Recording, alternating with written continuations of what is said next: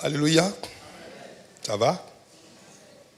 Alors, nous continuons notre message sur le don du surtout, la prophétie. Nous avons dit qu'en hébreu, la prophétie voulait dire Naba ou Nabi, selon la racine hébraïque à partir de laquelle la traduction était faite, qui voulait dire couler comme une source, bouillonner comme un torrent, laisser tomber comme l'huile dorée dans une oliveraie. Le même mot aussi voulait dire soulever, jaillir, trébucher et éclater. Et le mot en grec voulait dire par contre parler pour Dieu, parler au nom de Dieu, être la bouche de Dieu. Et nous avons montré ici que l'étymologiquement parlant, ça venait du mot prophétéia, qui venait du mot grec prophétia d'abord, prophétia, ça c'est en latin, il venait du mot grec ancien prophétéia, qui veut dire, c'est-à-dire c'est une personne qui parle sous l'inspiration divine de choses futures. Personne qui parle sous l'inspiration divine de choses futures, de choses seulement encore révélées, mais qui vont venir plus tard après. Elle parle donc sous l'inspiration de Dieu. D'accord. Prophétiser, c'est encore prédire en se proclamant inspiré par la divinité. C'est parler au nom de la divinité. C'est parler au nom de Dieu. C'est annoncer ce qui va arriver. C'est dire avant que cela ne soit fait ou que cela ne soit dit. Quand un homme a la capacité de dire une chose et que cette chose, il arrive à la dire avant et qu'après cette chose se produit ou qu'elle se fait, alors on dit qu'il a prophétisé. Il a annoncé avant. Voyez-vous? Il a annoncé avant, il a prédit, donc il a donné une prophétie. Ça, c'est la dimension grecque de la notion de prophétie. Alléluia. Alors, aujourd'hui, nous allons parler de ce que j'appelle qu'est-ce que nous devons savoir, qu'est-ce que la prophétie est, non, qu'est-ce qu'elle n'est pas, afin que nous puissions savoir qu'est-ce qu'elle est. Alors, premièrement, ne confondez pas le don de prophétie avec l'office, le ministère de prophète. Il faut relever que le ministère de prophète et le don de prophétie sont tous les deux appelés quoi? Dons. C'est-à-dire qu'une personne qui a le don de prophétie et une personne qui a le ministère de prophète, en fait, les deux sont appelés quoi? Dons. C'est-à-dire que le don de prophète et le don de prophétie. Donc, les deux sont appelés quoi? Don. Alors, on va vous lire des textes pour corroborer ce que je dis. Éphésiens 4, verset 8, version Bible en français courant. Il est dit dans l'Écriture, quand il est monté vers les hauteurs, il a capturé des prisonniers, il a fait des dons aux hommes. Voyez-vous? Il a capturé des prisonniers et il a fait des dons aux hommes. Voyez-vous? Il a fait des dons aux hommes. Là, ici, on parle quoi? Du don de la prophétie.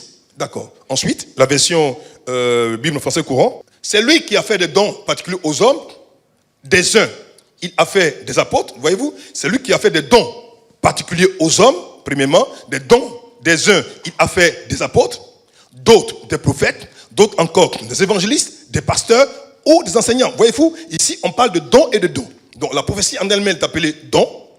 Et le ministère prophétique est appelé aussi don. Les ministères sont les dons de Jésus-Christ à l'Église, tandis que les dons mentionnés dans 1 Corinthiens 12 et 1 Corinthiens 14 sont des dons du Saint-Esprit à l'individu. Donc, lorsqu'on parle des ministères, les 5 grands ministères, le ministère d'apôtre, de prophète, de docteur, d'évangéliste et de pasteur, sont donnés par le Christ à l'Église. Mais les dons spirituels, les 9 dons spirituels dont nous sommes en train d'étudier maintenant, les pneumatikos, sont donnés plutôt par le Saint-Esprit quoi? À l'individu. Donc, les dons sont donnés quoi? À l'Église. Et les pneumatikos sont donnés quoi? Par le Saint-Esprit quoi? À l'individu. Les 5 dons, l'apôtre, le prophète, le docteur, l'évangéliste et le pasteur sont donnés par le Christ, notre sauveur. Il a donné donc les uns d'être apôtres, d'autres d'être prophètes, et ainsi de suite. Maintenant, les pneumatikos, les dons spirituels, le don par la connaissance, le don par la sagesse, le don de prophétie, le don des langues, tout ça déjà est donné par qui? Par le Paracletos, le Saint-Esprit quoi? À l'individu. De façon particulière, ok? Mais que ce soit celui qui a le don ou le ministère de prophète, ou celui qui a le don de prophétie, ils sont tous les deux quoi appelés quoi? Prophètes. Donc celui qui a le ministère de prophète et celui qui a le don de prophétie, on les appelle tous les deux prophètes. Donc un homme qui prophétise, c'est un prophète. Un homme qui a le ministère prophétique aussi, c'est un prophète. Vous voyez, c'est ça, par moment, c'est ce qui fait qu'il peut avoir comme une apparente confusion. Mais il n'y a pas de confusion à avoir, parce qu'en la réalité, les deux opèrent dans la dimension prophétique. D'accord? Donc si j'ai la prophétie, ou que je prophétise, alors on peut m'appeler quoi? Prophétesse. Mais si on m'appelle prophétesse, ça ne veut pas dire que je suis prophétesse au sens où j'ai un ministère prophétique. C'est clair ce que je dis? Donc si tu prophétises et qu'on t'appelle prophétesse, ça ne veut pas dire que tu as le ministère de prophétesse. Avoir le don, ce n'est pas avoir le ministère. Vous comprenez ce que je dis? Malheureusement aujourd'hui, beaucoup de gens, parce qu'ils ont eu un don, on a prié, ils sont tombés. Ainsi parle l'Éternel, ma soeur. Tu vas voyager. Alors elle sort de là, elle prend une grosse Bible, elle fait une grosse belle coiffure. Je suis la prophétesse Kwasi Adjoua tapée.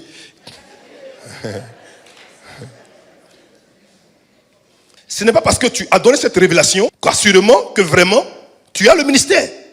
Tu as le charisme, mais tu n'as pas l'appel, tu n'as pas l'office de prophète. Donc il faut que ce soit clair, soit net. Donc avoir le don ne nous qualifie pas de facto à avoir le ministère et l'office. On va lire une thèse. Acte 21, verset 7 à 9, version Semeur. Acte 21, version 7 à 9, version Semeur. Regardez.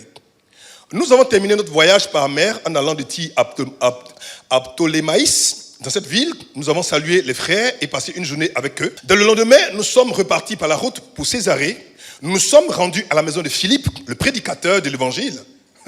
C'était l'un de 7 hommes que l'on avait élu à Jérusalem. Et nous avons logé chez lui. On parle bien Philippe, dont on a parlé ici il y a quelques temps.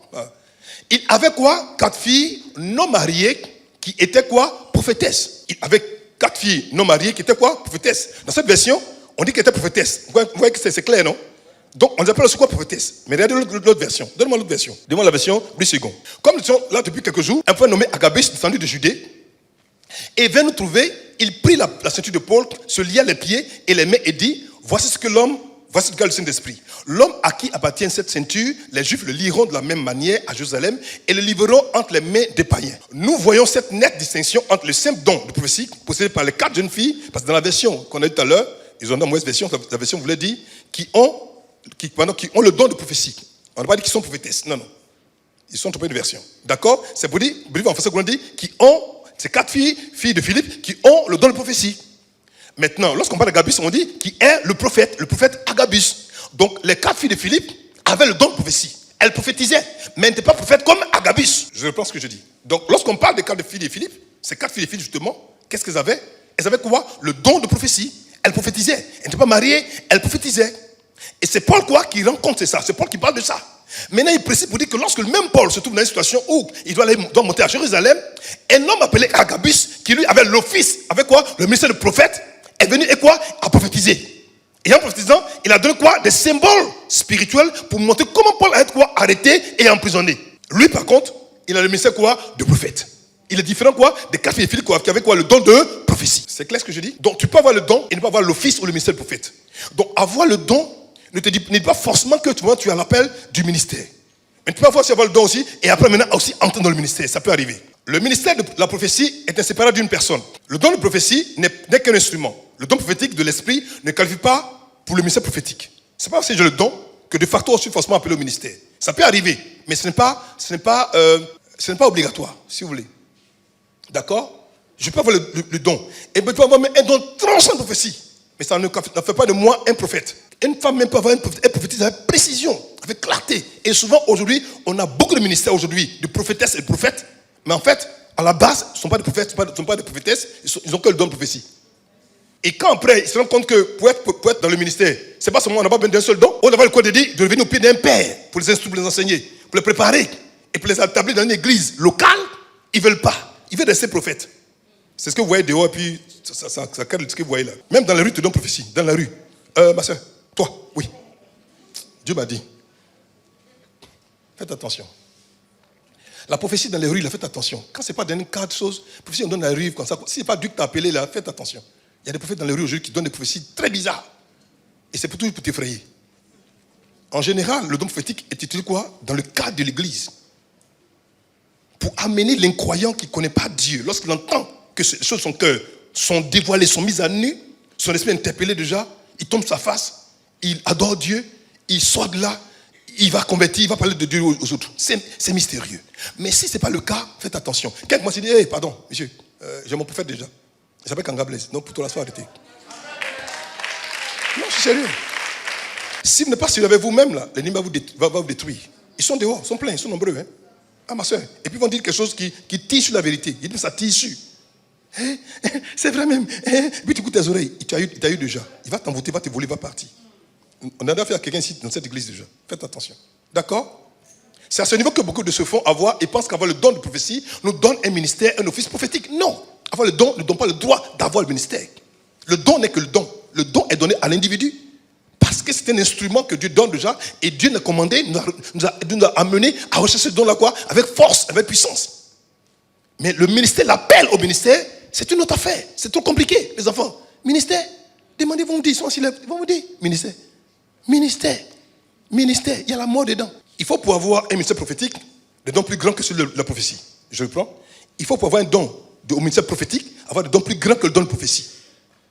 Un vrai, authentique ministre, un ministre prophétique déjà, c'est un homme qui opère généralement dans le don de puissance, en général. Quand je parlais de 3 niveaux de prophétisme dans quelques dimanches, je vais parler du mystère de celui qu'on appelle le nabi, le nabi, le porte-parole, ensuite le roé, le voyant, et ensuite le rossé, le visionnaire ou le contemplateur. Je vais expliquer ces mystères-là, vous allez comprendre, c'est effrayant. Un prophète, là, il y a des fois, tu peux même pas dormir pendant toute une nuit, tu ne dois pas. Vous savez ça? Les prophètes, là, quand vous les regardez, ils ont tous les yeux rouges. Parce que tu vois beaucoup de choses. Demandez à Oscar, va vous dire. Tu ne peux pas dormir. Tu ne peux pas dormir. Tu es là, il te parle, monsieur, il te parle la nuit, il te parle. Ton esprit est interpellé. S'il y a un problème dans la nation, tu es interpellé. Si on a tué des gens quelque part, tu es interpellé. Si quelqu'un est en danger, ton esprit est en éveil parce que tu appartiens à une classe d'individus. Quand tu es surtout un voyant, tu vois des choses que tout le monde ne voit pas. Tu entends ce qu'ils n'entendent pas. Tu opères dans une dimension spirituelle qui est telle que si tu comprends ce mystère, tu feras attention. Ne pas prophète qui veut. Arrêtez-moi vos histoires. Mon père Kakou, il n'a jamais dit qu'il était prophète. On l'a forcé à devenir prophète. C'est-à-dire à une convention de Foursquare. C'est-à-dire que tellement il a cartonné dans le ministère prophétique que tout le monde le connaissait pour dire, lui là, il n'a plus évangile, mais il est prophète maintenant. Tout le monde dit ça, et puis on l'a consacré pour ça. Et puis quand on l'a consacré là, on a vu. Vous êtes prophète, mais vous, prophète, on ne voit pas où ça commence, où ça s'en va. C'est pour dire, ainsi par l'Éternel. Il y a quelqu'un ici. Il y a quelqu'un ici, c'est pas prophète. Il y a quelqu'un ici, c'est pas prophète. Il y a quelqu'un ici, c'est prophétie. Non, arrête de fatiguer les gens. Il y a quelqu'un ici. C'est bon comme ça, arrête, il faut arrêter ça. Dis à ton voisin, papa dit d'arrêter. Il y a quelqu'un ici, quelqu'un ici, quelqu'un ici. Alors, je suis prophète. Il met son truc comme ça pour le prophète international, le prophète des nations. Il est toujours bien ici.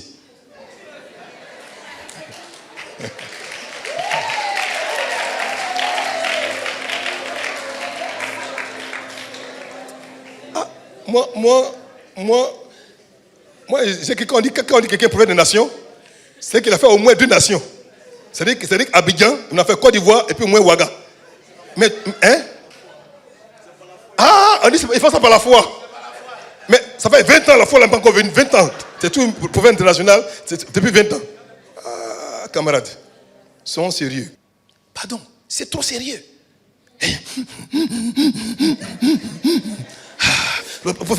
Prophétesse Agathe. Tu vois le gosse pancarte comme ça, prophétesse Agathe. La voyante. Pourtant tu ne vois même pas. Je vois, tu ne vois rien. Alléluia. Je vous assure, les vrais prophètes là, ils ne parlent pas beaucoup. Hein. Quand tu as donné un là, tu tournes jusqu'à, tu viens ce qu'il a dit, ce qui va se passer. Ça c'est un vrai prophète. C'est la vérité. Mes enfants, je vous en prie. Ça ne veut pas dire que si tu as le don de prophétie, tu parles prophétesse, tu peux. Mais laisse Dieu faire les choses selon son temps.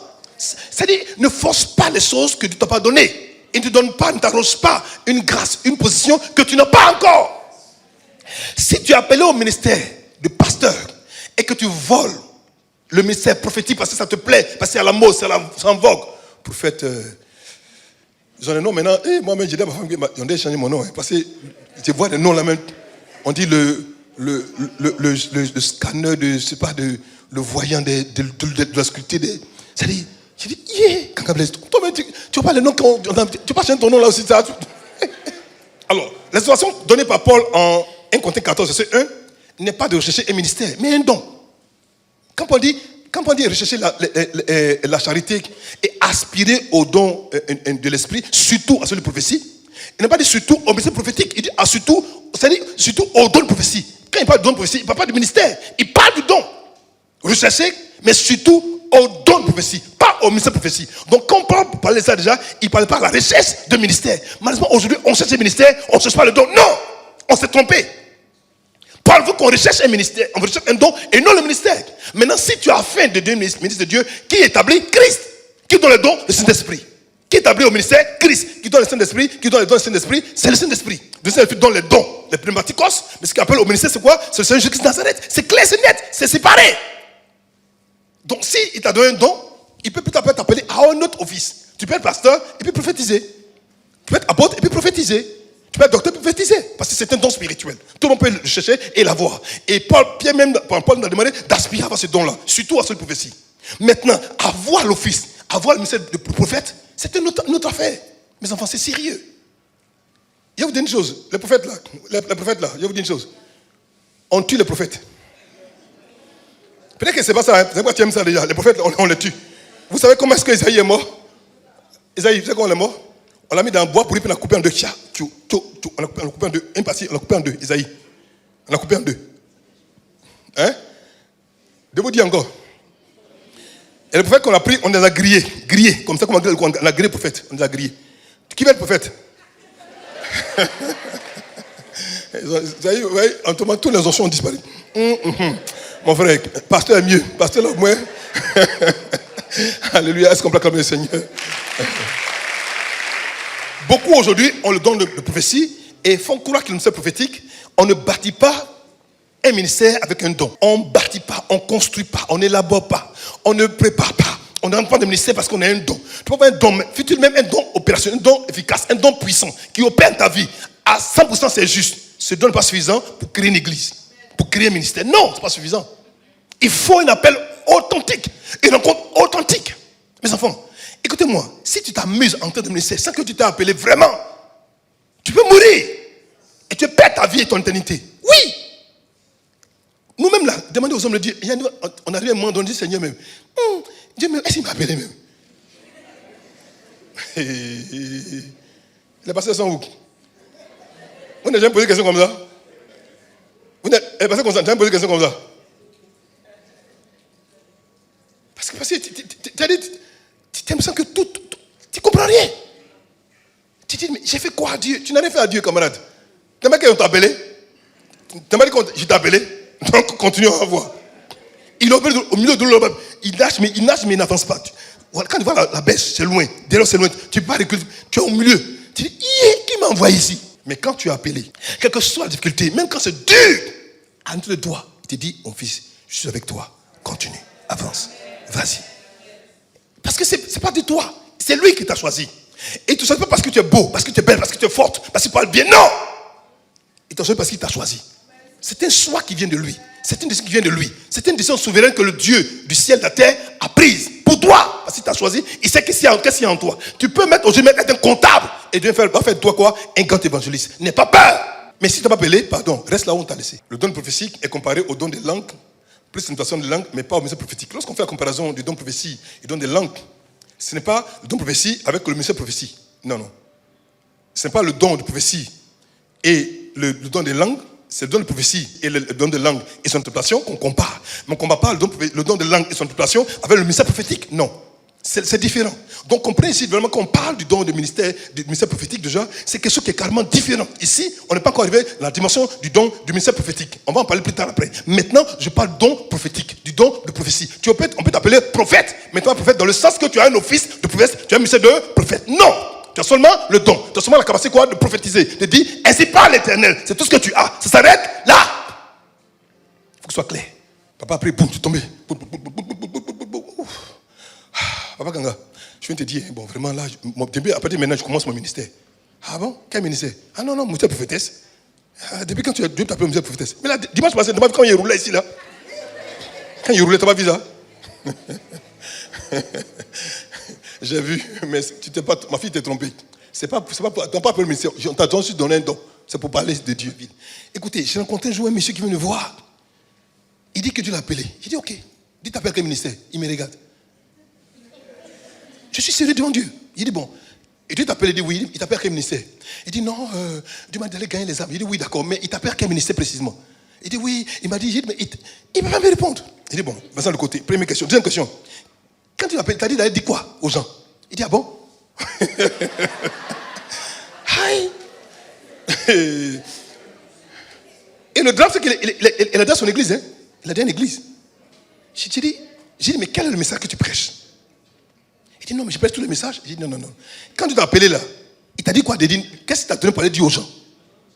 Il me dit, ah bon? Il dit, oui.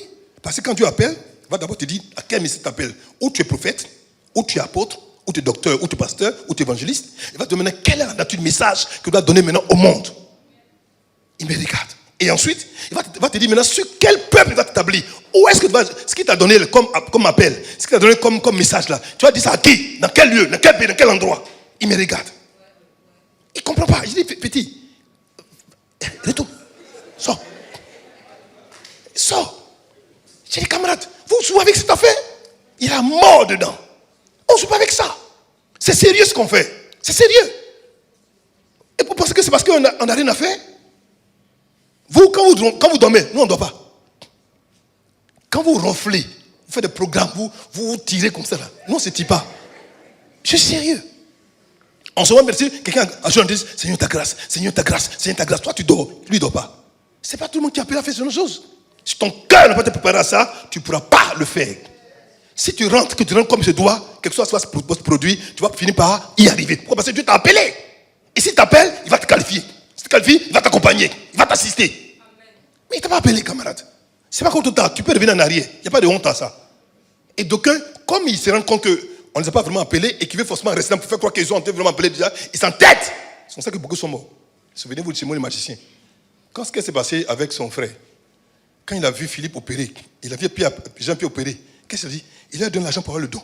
Parce qu'il dit, je veux ce que vous avez là aussi. Lui, il va prendre ça pour aller faire le deuxième, c'est pour aller chercher l'argent et ça. Simon le magicien voulait avoir ce don pour aller éblouir les gens. Parce qu'à l'époque, il éblouissait les gens. Il pensait que c'était quelque chose qu'on prenait quoi pour pouvoir montrer qu'on est fort. Ça n'a rien à voir avec ça. Tu dois rechercher le don spirituel parce que c'est un équipement spirituel pour ta vie spirituelle.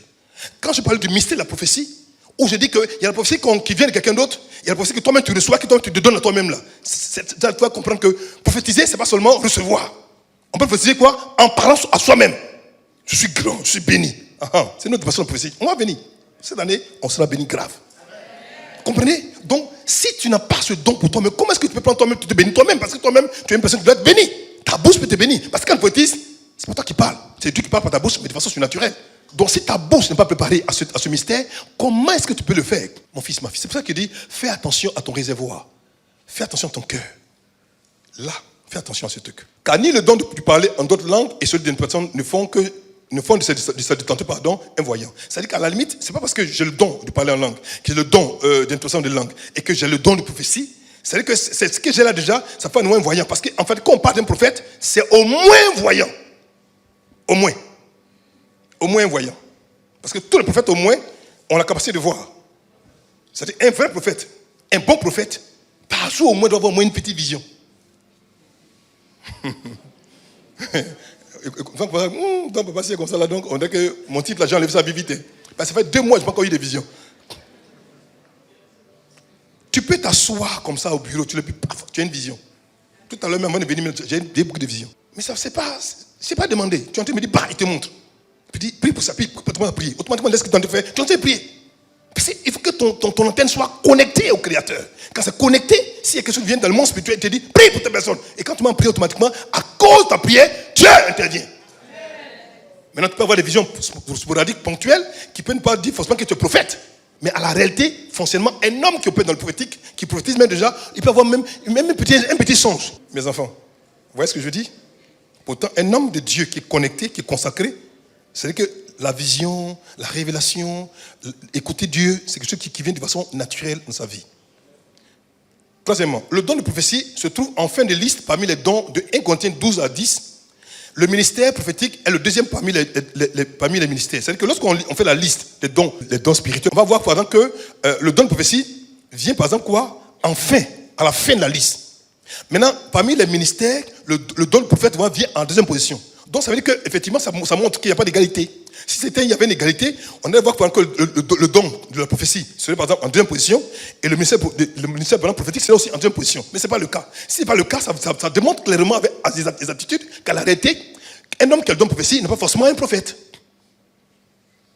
Je suis en train de d'écarter tout ça pour dire ce que le don de prophétie n'est pas. D'accord? Donc avoir le don de prophétie ne dit pas vraiment qu'on est prophète.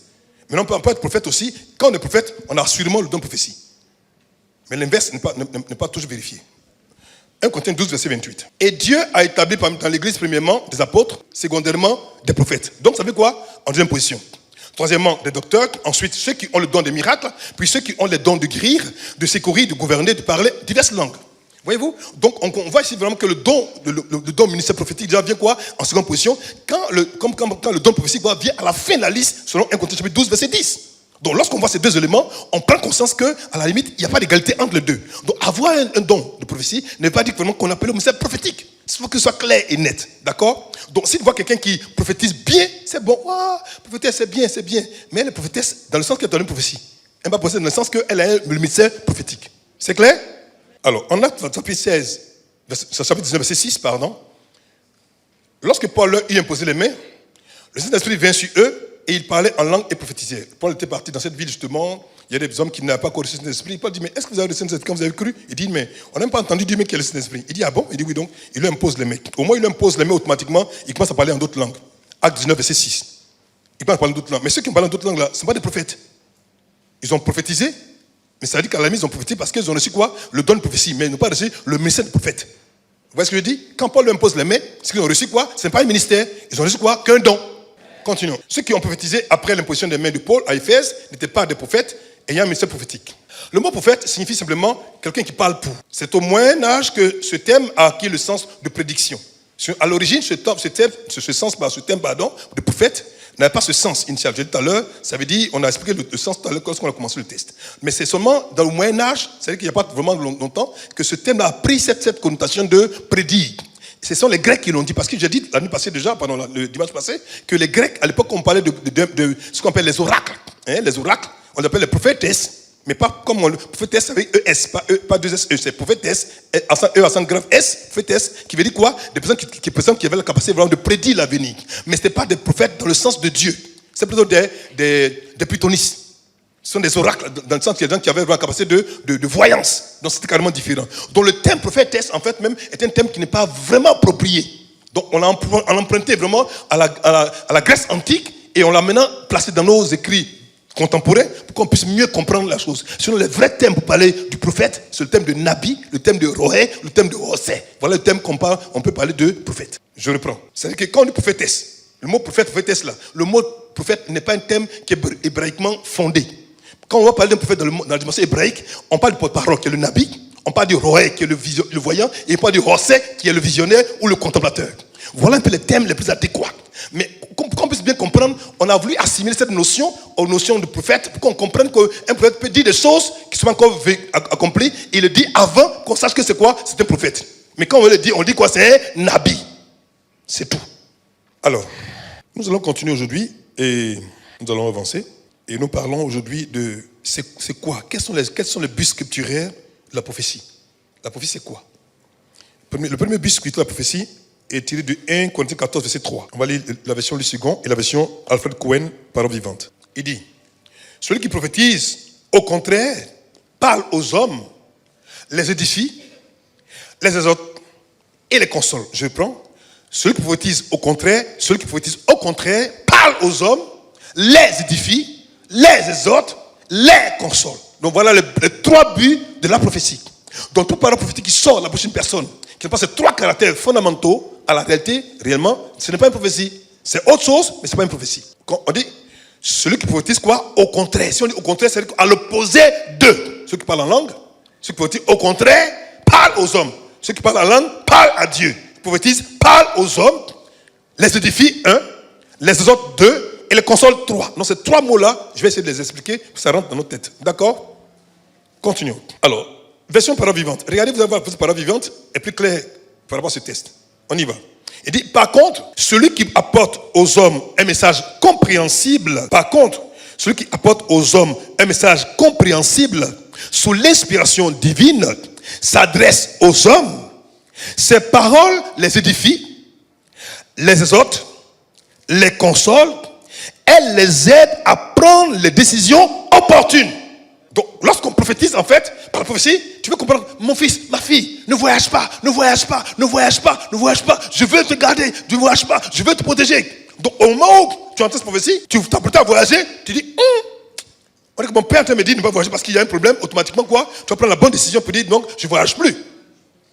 Parce que la prophétie est venue quoi? Pour te préparer, pour te sortir quoi? À ne pas voyager. Les aide à prendre les décisions opportunes, stimule leur progrès, fortifie leur conviction et les encourage dans la bonne voie. Si quelqu'un prophétise que ça ne te stimule pas à agir dans le progrès, ça ne te fortifie pas dans tes convictions, ça ne t'encourage pas dans ta bonne voie, ce n'est pas une prophétie.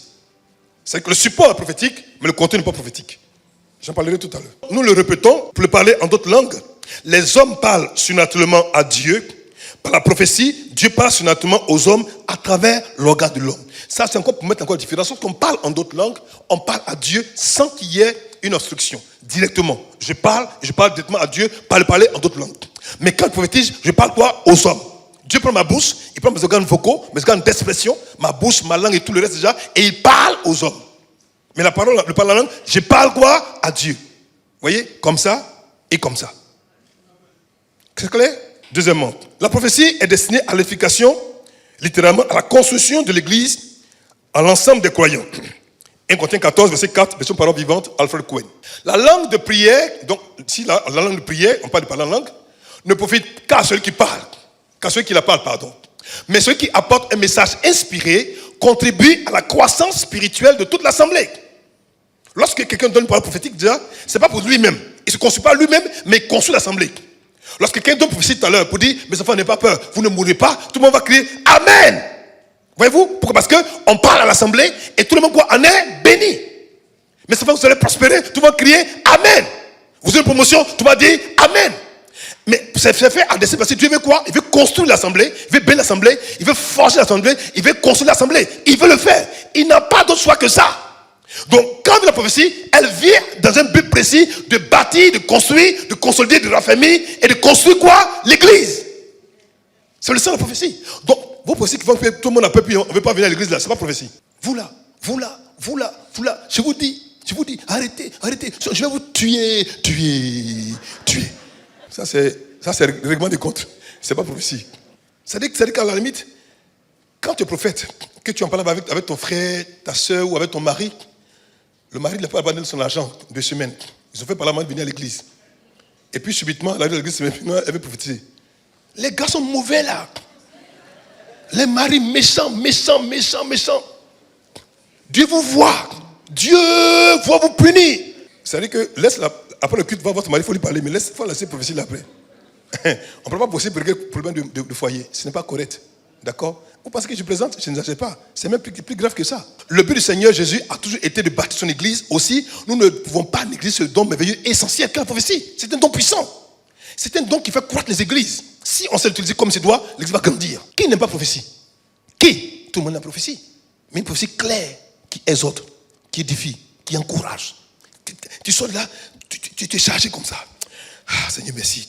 Je continue de croire, Seigneur, merci. Ah, Seigneur, tu m'as béni, Seigneur, merci. Ça t'a fait du bien. Mais la prophétie qu'on te donne là, tu es rentré à l'église comme ça, tu sors à l'église comme ça. Tu es complètement down. Pourquoi? Parce qu'il s'est venu pour te tuer. Ce n'est pas le cas de la prophétie. J'arrive. Pour revenir à notre comparaison initiale, nous voyons que l'action du don de prophétie est limitée à édifier, à construire l'église. Donc édifier, construire l'église. Quand je prophétise, je vais édifier, je vais construire, je vais bâtir. Je vais amener l'église quoi? Avoir quoi? Un gain. Au moment où la prophétesse ou le prophète se lève et qu'il parle sous l'influence de Dieu, par son esprit, il édifie, il construit, il bâtit la foi de quelqu'un. Et sort de là quoi? Fort. Tu es venu complètement abattu, découragé. C'est vrai que dimanche, c'est un moment où on vient pourquoi? Pour raffermir sa foi. Pour être édifié, pour être encouragé, pour être motivé, pas pour être abattu. Les enfants, j'aime dire aux gens que venir à l'église dimanche, c'est venir se remplir de Dieu pour répondre aux besoins spirituels de la semaine. Je le prends. C'est venir se remplir de Dieu pour répondre aux besoins spirituels de la semaine. Si tu ne veux pas te remplir, comment est-ce que tu peux répondre aux besoins spirituels? Comment? Tu n'as pas d'onction, tu n'as pas de grâce, tu n'as aucune parole. Si la parole que tu as dit dimanche, tu vois, papa dit que la maison de Dieu c'est la maison. Non, je m'ai pris à l'église. Parce que c'est resté ici. Quand c'est pas tu l'as entendu dimanche, tu peux venir pour dire, garder ta voiture, tu mets à genoux, tu parles à Dieu. Je viens à la maison, parle à mon père. Pourquoi? Parce que tu as entendu ça quoi? À l'église. Par contre, le ministère du prophète peut s'étendre bien au-delà, car certains prophètes sont devenus des porte-parole de Dieu pour des villes, des nations et même pour le monde. Lorsqu'on prophétise, c'est dans l'église, c'est pour l'église, c'est pour ici. Voyez-vous, tu prophétises ici. Un prophète ici va sortir là-bas, dans notre église là-bas pour dire, c'est que tu es de Emma, tu vas à l'église de l'Assemblée de Dieu. Ainsi, ils vont te botter même. Tu ne peux pas le prophétiser à l'Assemblée de Dieu, tu ne peux pas. Tu comprends? Mais par contre, si moi, je suis un prophète établi ici, je suis prophète ici, et même assemblée, je suis prophète, on me présente quoi? Le prophète Kanga Blaise. On me dit, voilà le prophète Kanga Blaise. On me présente là-bas comme ça. Mais toi, tu vas me dire, voilà, voici la prophétesse, Kwasi Caroline. Non, on ne le dira pas, parce qu'à la limite, en réalité, ton don de prophétie, c'est pour ton assemblée, c'est ici. Ce n'est pas pour les autres assemblées. Mais c'est que le ministère, l'office prophétique peut te faire sortir du lieu où tu opères et être reconnu dans la nation, et même dans le monde. À cause de comment est-ce que Dieu va servir de toi pour toucher le monde. Donc ça sera reconnu et ici et en dehors d'ici. Voilà les deux nuances entre le don du ministère prophétique et le ministère prophétique. Ça va ce que je dis? La prophétie est destinée à l'exhortation de l'église. Donc, prophétie pour exhorter, dit exhorter. Donc, si quelqu'un prophétise qui ne t'exhorte pas, il ne faut pas prendre. Si tu menaces, ne prends pas. Si tu injures, ne prends pas. Si il te freine, ne prends pas. J'ai vu des prophéties, quand ça sort, tout le monde est traumatisé. Ton âme a disparu. Vous là, vous là, je vous parle, vous n'écoutez pas. J'ai pris la décision. Et si pas le Tout-Puissant, je ne sais pas lequel Tout-Puissant parle, hein?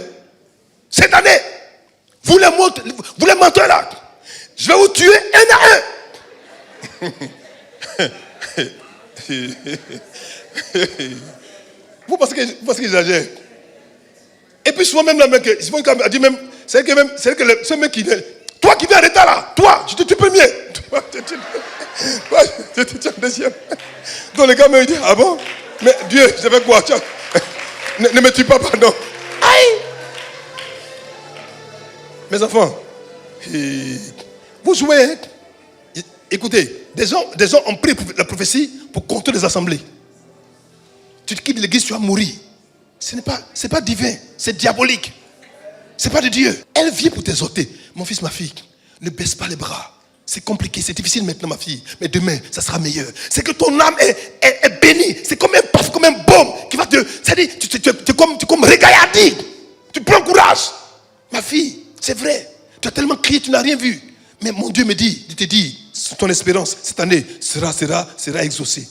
Waouh! Mais quelle joie! Tu te réveilles, tu dis, ah Seigneur, merci. Ah Seigneur, merci, enfin. Heureusement qu'il écoute ses paroles déjà. Tu ne repars encore plus fortifié, plus exaucé que quand tu t'es rentré. C'est ça, la prophétie, pas autre chose. Dis à ton voisin, papa dit c'est ça, tape-le. Le mot exhortation signifie appeler auprès d'eux. Il est écrit paraclésis et nous faire penser au paraclétos.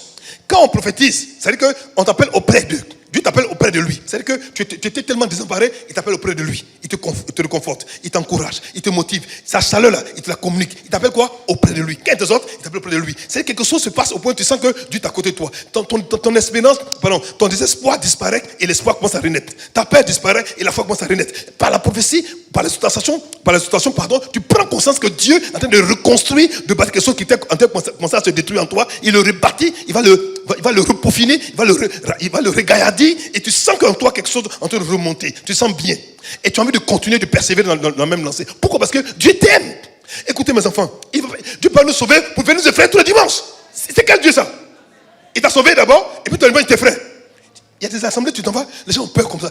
On les tient comme ça par la terreur. Mais ils sont là-bas, ils sont assis là-bas. Hein? Ils sont assis. Parce qu'on dit si tu sors, tu meurs. Sors, tu meurs. Tu dis mon frère, ma soeur est mieux. Toi, moins 4, toi, moins 2, moins 1. J'allais t'amener ici. Je n'ai rien dit, hein, je n'ai rien dit.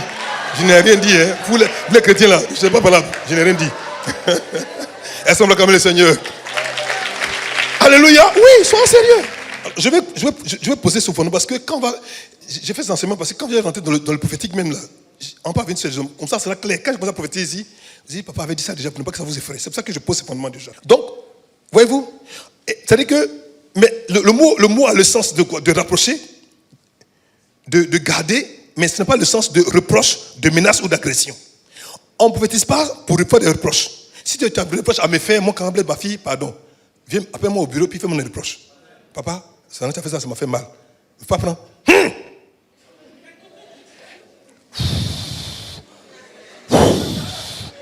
C'est là pour ça pour mystifier, quoi, pour qu'ils comprennent que tu es en train de lui parler.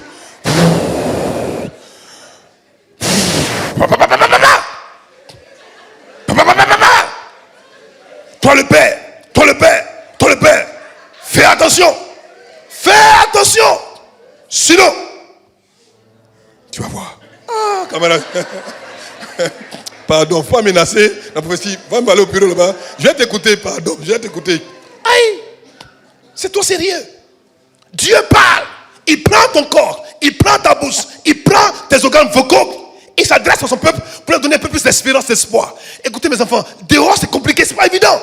On vient ici pour se requinquer de la joie, de la paix de Dieu. Pas le contraire.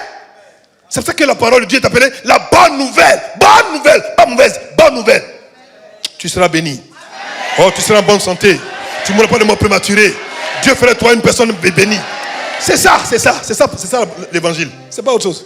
Les enfants, on rit, mais je vous assure, il y a des assemblées où les gens sont terrorisés. J'ai dû un jour corriger des gens qui... Ça dit, tu t'imagines un peu la personne. Ça dit, tu les regardes comme ces enfants le voient, mais c'est la terreur. J'ai dit, mais attends, c'est quoi? C'est l'armée ici. C'est vrai que nous sommes des soldats, mais pas dans ce sens. C'est la terreur. Papa arrive, tout le monde coupe. Je suis votre papa, mais je ne veux pas faire mes enfants. Au contraire, je suis content de voir, comment tu vas bien, on rigole un petit coup. C'est ça. C'est un rapport d'amour entre un père et ses enfants. Mais c'est dit, tout le monde est content. Daddy. C'est quoi daddy? C'est quoi ça, daddy? Si je m'appelle daddy comme ça, je ne m'appelle pas daddy, appelez-moi Kangablé, ça a fini. C'est la vérité, mes enfants. Je vais vous parler pour dire, ma fille, quand je te regarde, demain, c'est trop tard. Il te bénit ce soir au nom de Jésus de Nazareth. C'est ça. C'est-à-dire, et c'est pour ça qu'il m'a établi, pas pour autre chose. Le monde est trop fatigant. Le monde est polluant. Le monde est destructeur. Le monde a tellement de fardeaux. Les hommes ne peuvent pas rester dans le monde indéfiniment. Et Dieu a payé un seul jour qu'il a mis à part pour que ses enfants viennent dans cet endroit pour pouvoir recevoir la parole d'espoir qui donne envie encore de continuer de croire et de continuer d'aimer et de servir ce Dieu. Pas autre chose. Pas autre chose. Si tu vas ailleurs qu'on fait ça déjà, sors de là. Sors de là. Tu viens dimanche. Quelqu'un il a eu du mal même au bureau, c'était compliqué pour lui. Il vient encore dimanche encore, on dit on va te tuer. Mais imagine, il ressort d'ici comment? Mais quand il vient ici, il me dit, mon fils, en dépit de ce que tu as vécu au travail, Dieu prend soin de toi. Et cette semaine qui vient, c'est une semaine merveilleuse. Ton Dieu t'accompagnera, il te bénit, te fortifiera. Tu sors d'ici, plein d'entrée, tu es prêt à relever tous les défis à venir. Pourquoi? Parce qu'on t'a exhorté, on t'a encouragé et on t'a édifié. C'est ça qu'on appelle un peu la prophétie. Je vous en prie, mes enfants. On n'a pas assez de problèmes dehors là-bas comme ça, venez prendre encore les mêmes problèmes ici. Au contraire, il nous montre les douces paroles apaisantes de l'esprit. Le consolateur nous donne cette force. Il nous motive, il nous encourage. Il montre que toutes les convoitises du monde, ces soucis sont derrière nous. Il nous appelle à lui, il nous encourage à lui. C'est-à-dire, il t'attire à toi. Au point où quand tu es là, tu sens que, c'est-à-dire que là où il y avait des craintes d'appréhension, ça commence à tomber. Et puis c'est une parole que tu vas, le Seigneur va prendre pour te communiquer à ton esprit. Cette parole, tu te réveilles à cette parole, tu la prends, tu la manges, et puis elle sera pour toi comme ton leitmotiv toute la semaine. Prends cette parole comme tu vois, les planches pour les surfeurs, là. Et puis surfer avec ça sur la vie comme ça. Vas-y. Tout va bien se passer. Il ne peut pas en être autrement. Si mais c'est compliqué, mon fils, ça va finir par devenir meilleur. Écoutez, si tu veux vraiment corriger des gens, la prophétie n'est pas le don adéquat. Pour corriger les gens, il faut pour cela utiliser quoi? La prédication, comme aujourd'hui je suis en train de prêcher, ou la doctrine. Si par exemple les choses ne sont pas claires déjà, c'est pas la prédication. On vient pour dire, comme tout à l'heure j'ai dit, venez à l'heure par exemple. Ça, je corrige les gens, mais pas méchamment. Ou bien la doctrine pour dire, voici ce que la Bible dit, et puis on enseigne aux gens la doctrine. Mais on ne prend pas la prophétie qui est venue pour faire ces trois caractères, encourager, édifier, exhorter, pour en faire un instrument, pourquoi? Pour pouvoir blesser les gens. Non, c'est pas pour ça. Pour les reprendre, pour les corriger, pour pouvoir vraiment forcément les redresser. Il y a la prédication, ou il y a la doctrine qui est l'instrument que Dieu donne à l'église. Dans le cadre de l'approche du travail pastoral, je prends quelqu'un, je dis, bon, à partir de maintenant, voilà ce qu'on va faire déjà. Voici, je constate à l'église, on va changer des choses, et puis on donne une instruction, et puis on vient à l'église, puis on annonce, puis tout le monde est informé, et puis on suit. Tout le monde est informé, on fait ça de la bonne manière, c'est terminé. Mais si on prend ça en pensée prophétique, et puis on prend pour donner ça aux gens, en fait, on les manipule sans s'en rendre compte. Et manipuler des gens déjà, la manipulation est une autre forme de la sorcellerie. Je reprends. La manipulation est une autre approche de la sorcellerie. Vous n'avez jamais vu des gens qui prophétisent pour demander l'argent? T'assois au bureau comme ça. Ma fille. Ouf. Aïe. Kata. Matabra kata. Jabra kata. Le Seigneur me dit qu'il doit faire nous offrir les 500 000. Ya. 500 000. Papa. Parce que je vois la mort. Tu mens, tu vois rien. Tu ne vois rien. Tu prends la prophétie, tu manipules. Tu prends la prophétie, tu es en train de quoi? Tu fais quoi? Tu la manipules, la prophétie. C'est la sorcellerie. Tu veux 500 000? Ma fille, vraiment, ces choses ne tombent pas. Hein. Tu peux me passer 500 000? C'est pas prophétie, c'est en live. Tu n'as pas menti sur Dieu. Et puis tu es tranquille. Tu prends la prophétie, tu prends ça comme un instrument moyen. Et tu voles. Pour ça, les gens iront en enfer. Si tu ne réponds pas. Vous n'avez jamais vu ça? Vous n'avez jamais vu ça? Vous qui vous promenez là, vous n'avez jamais vu ça? Je vous dis devant Dieu, quand une parole vient de Dieu, ton cœur te dit ça vient de Dieu.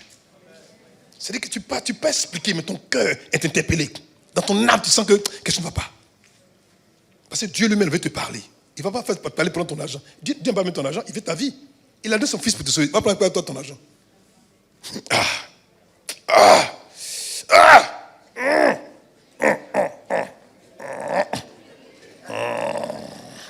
Papa, daddy, il y a quoi? Daddy, il y a quoi?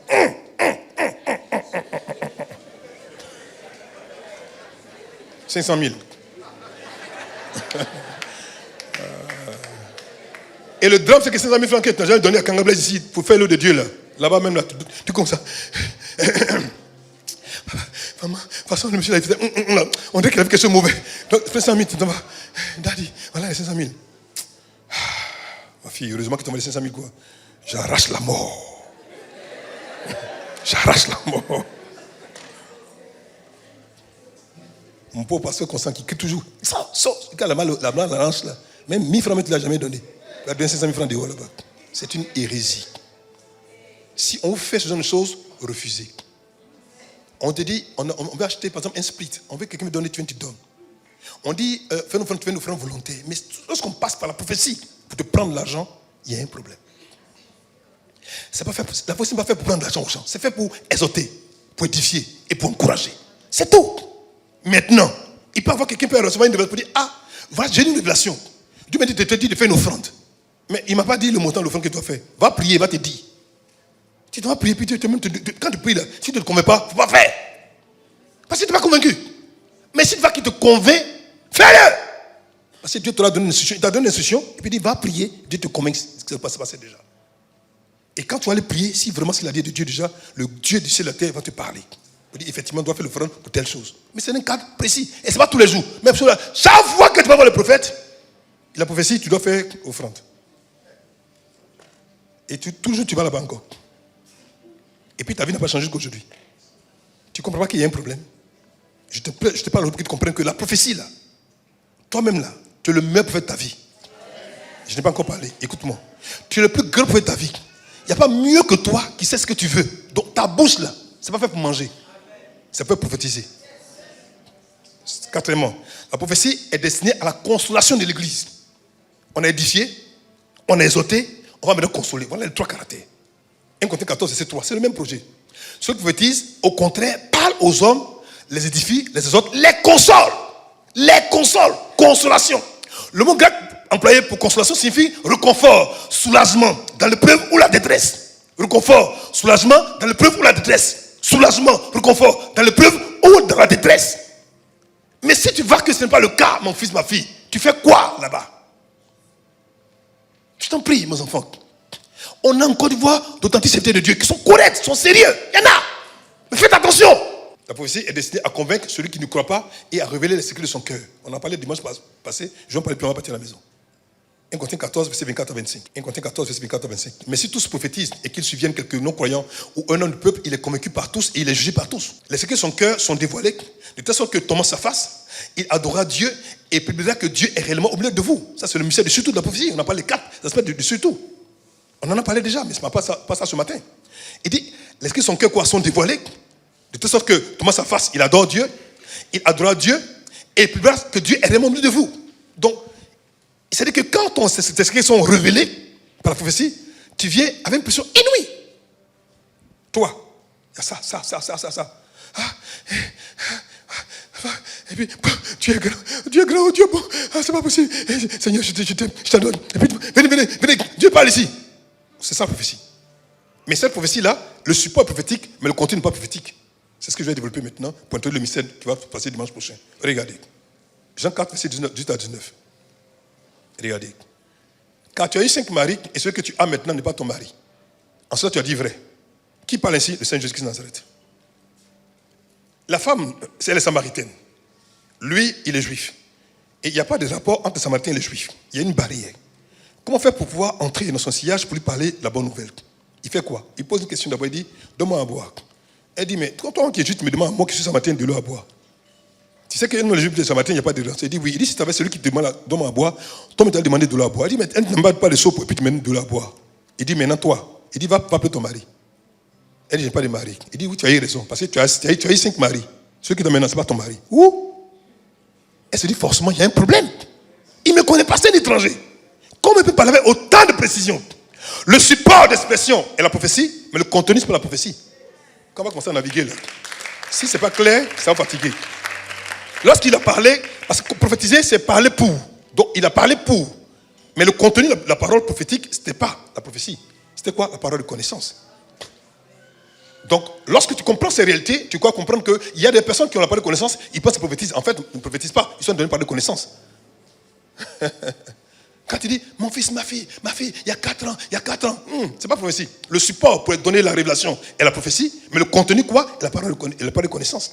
Quand dans 5 mois, tu seras béni, c'est la parole de sagesse. Donc, c'est ces choses-là qu'on doit pouvoir comprendre, pour que lorsqu'on va commencer à faire le travail prophétique déjà, tu ne confonds pas les choses. Lorsque Dieu te dit, mon fils, ma fille, tu ne mourras pas, tu vivras. Tu vas te fortifier, il va t'encourager. Ton enfant va réussir à son examen. N'aie pas peur, ton enfant va réussir. Ton patron va te donner sa promotion. C'est quoi? Je te prophétise parce que je t'encourage. Je t'édifie, je te bâtis, je te console. Ça, c'est la prophétie. Mais quand je te dis, tu as eu 5 maris. Est-ce que toi maintenant n'est pas ton mari? Le monsieur là, il dit, je vois que tu es prophète. Ça veut dire 2 choses. Ça veut dire, je vois que tu as le don prophétique et que tu opères aussi dans l'office de prophète. C'est ce que ça veut dire. Elle dit, Seigneur, lui dit la femme, je vois que tu es prophète. Tu es. Elle n'a pas dit tu as. Tu es prophète. C'est-à-dire que tu dis des choses que personne ne sait et qui appartiennent à mon passé et tu le dis à précision. Automatiquement, elle était quoi? Propice à recevoir quoi? Le message d'évangélisation. Vous allez voir après, c'est elle qui est entrée dans la ville. Le 4e aspect du surtout de la prophétie, pour elle dire, venez voir, j'ai vu le Messie. Est-ce qu'il a dit, va évangéliser? Il ne l'a pas dit. C'est le mec qui est parti à l'évangéliser. Voilà le pouvoir du surtout de la prophétie. Quand on sait étudier la prophétie comme il se doit, pour révéler les pensées, les cœurs, les pensées, les choses cachées de la vie des gens, automatiquement, ça les amène vraiment à revenir à ce grand Dieu et à savoir comment est-ce que Dieu est pour moi. Quand il va voir que quelque chose qu'elle ne sait pas, en général, j'ai arrêté d'opérer dans cette dimension parce que ça fait que les gens me fuient. En général, quand un fils même me fuit, c'est qu'il vit dans le péché. Oui. Je priais pour ça. Quand moi, c'est-à-dire que quand un enfant fait des bêtises, là, quand il me voit, en fait, d'abord, il ne vient pas à l'église d'abord. S'il vient à l'église d'abord, il fait tout, quand c'est fini, il s'en va. Parce qu'il sait que si je l'attrape, je vais le coincer. Donc il dit, papa va me regarder ses yeux bizarres là. Il sort, il s'en va. Je ne suis pas là pour vous chasser vos péchés, non. Je ne suis pas papa. Même quand je sais, il ne parle pas. Il n'y a rien de dit. Je veux que tu aies assez de courage, viens me voir et me dire, papa, j'ai un problème, il faut m'aider. Je ne vais jamais t'accuser. Jamais, quand Blaise. Jamais t'accuser. Ce n'est pas mon rôle t'accuser déjà. Satan t'accuse assez pour que moi je mette moi dessus. D'accord? Mais je t'en prie. Le rôle prophétique que je dois donner, même s'il y a un rôle prophétique que je donne déjà, mais ça concerne une personne, je peux la donner quoi? En ensemble. Pour interpeller tout le monde. Que tu prennes conscience qu'il est question aussi de toi et que tu te rends compte et que tu répandes et que tu sortes de cela pour ne pas mourir. Je ne veux pas que tu meures. Tu dois vivre, mon fils. Et tu vas vivre contre ton gré. Par la prophétie du Seigneur Jésus-Christ, enfin stratège va arriver en pointant son problème du doigt, à la faire sortir de sa situation matrimoniale désastreuse et à la conduire quoi? Au salut. Tout ce qu'il veut, c'est que tu sois sauvé. Tu ne dois pas mourir. Si tu prophétises que la prophétie ne donne pas la vie aux gens, ce n'est pas prophétie. La finalité de la prophétie, sa finalité, c'est de conduire les gens quoi? À la vie. Tu dois vivre. Et ce matin, je te dis une seule chose, pour terminer. Quel que soit ce que tu as enduré, quel que soit ce qu'on t'a dit, quel que soit le diagnostic que tu as reçu, quelle que soit la nature, ce que tu vois, ce que tu sens dans ton corps, ça ne peut pas te tuer. Non. Tu dois prendre ta bouche et puis dire, je refuse. Ce que je sens maintenant, ce que je vois maintenant là, ne doit pas arriver. Parce que tu as le pouvoir par ta bouche de renverser cette situation. Mais si tu ne comprends pas que quand tu dois parler, prophétiser, tu dois pouvoir toi-même t'encourager, encourage-toi pour dire, je vais réussir. Je vais y arriver. Je vais prospérer. Je ne mourrai pas de mort prématurée. Encourage-toi toi-même déjà. Avant que je ne le fasse, toi-même déjà, qui connais au mieux, je veux dire le mieux, ta situation, prends ta bouche et puis parle-toi à toi-même. Je voulais aujourd'hui poser le fondement de la prophétie.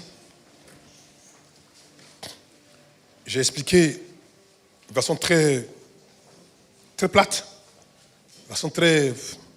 pour qu'on comprenne un peu ce que je voulais dire par là déjà.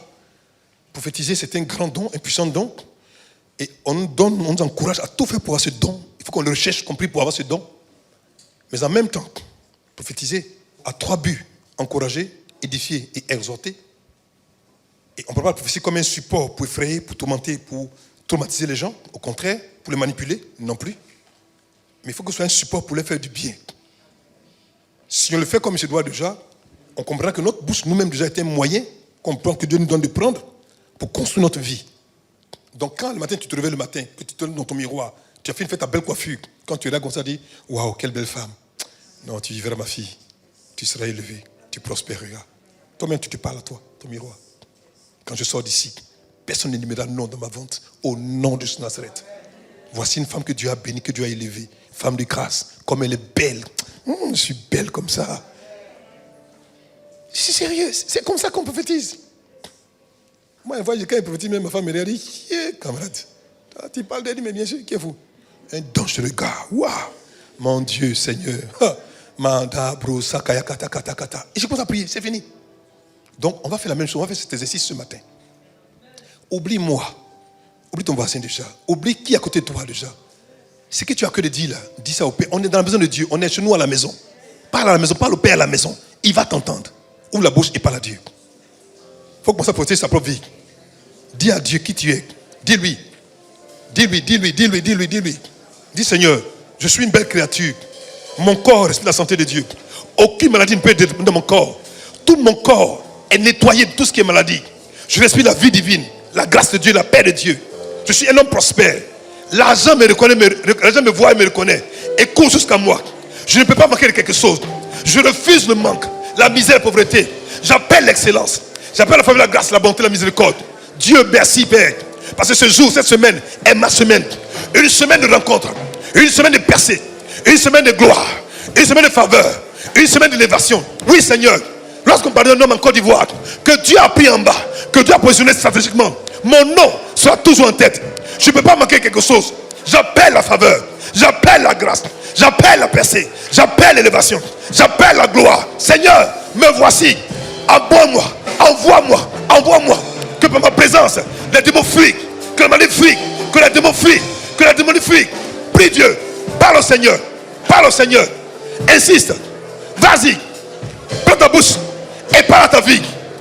Donne des conseils. Parle à ton sphère. Parle à ton commerce. Parle à ton travail. Parle à ton activité. Parle. Parle à ta vie. Prends ta bouche et parle. Prends ta bouche et parle. Sois sérieux, sois sérieux. Parle bien. Impose-toi les mains et parle. Impose-toi les mains et parle. Dites-moi-leur, sors de ma tête, sors de mon ventre. Dieu fonctionne correctement. Parle. Alléluia. Oh, comme c'est beau de vous voir prier ici. Comme c'est beau. Ouf. Mes enfants, c'est le secret de la bénédiction. On appelle ça talking session. C'est que tu te parles toi-même. C'est que tu prends un temps, tu te parles toi-même. Seigneur, oh. David dit, je te remercie de ce que je suis une créatrice. Mais David, je suis une créatrice merveilleuse. David lui-même, il parle.